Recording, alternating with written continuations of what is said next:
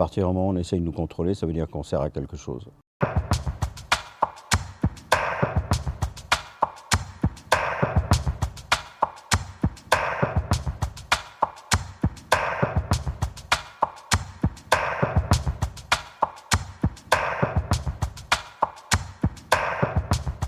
Un jour, j'ai dit à mon père, je voudrais partir. Et il m'a dit où? J'ai dit, en ce moment, ça peut être au Vietnam. Donc je voudrais aller au Vietnam. Et Kessel et lui, enfin c'est surtout Chaîne d'Enfer et mon père, qui m'ont dit, pourquoi pas, on va voir ce que tu as dans le ventre. Et j'ai découvert la guerre.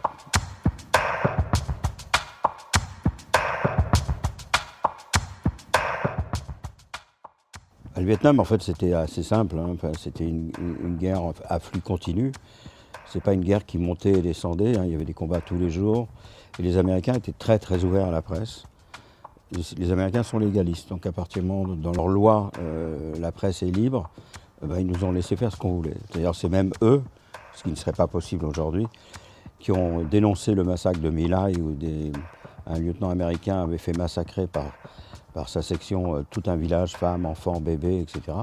Et c'est l'armée américaine qui nous a amenés sur les lieux et qui nous a montré les cadavres pour dénoncer ce qu'avait fait un de leurs soldats. Donc ils étaient très naïfs, très honnêtes, très, très sincères là-dedans.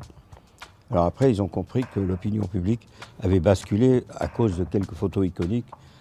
Et depuis, ils essayent de contrôler la presse. Et d'ailleurs, pratiquement toutes les armées, tous les gouvernements ont dans leur agenda le contrôle, si possible, de la presse. Mais ça prouve qu'une chose, c'est comme une médaille pour moi. À partir du moment où on essaye de nous contrôler, ça veut dire qu'on sert à quelque chose. Sans ça, pourquoi nous contrôler? Je suis assez économe en photo. Parce qu'avant, on était en film et que quelquefois, on partait 3 semaines dans la jungle au Vietnam. Et il restait encore une semaine et il restait 3 vues possibles. Donc il ne fallait pas se tromper.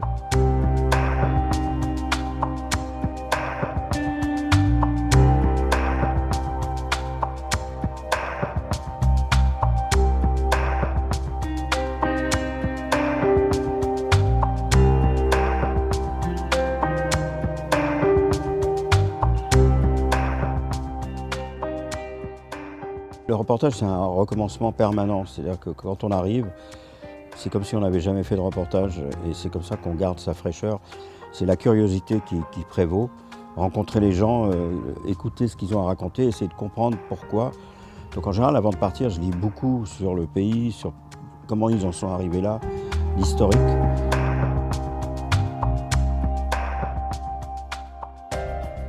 La couverture, par exemple, c'est un moment important. C'est un gamin en Tchétchénie qui doit avoir 14-15 ans. Les Tchétchènes, pour combattre les Russes, ils avaient décidé de ne jamais utiliser leur radio. Comme ça, ils n'étaient pas écoutés.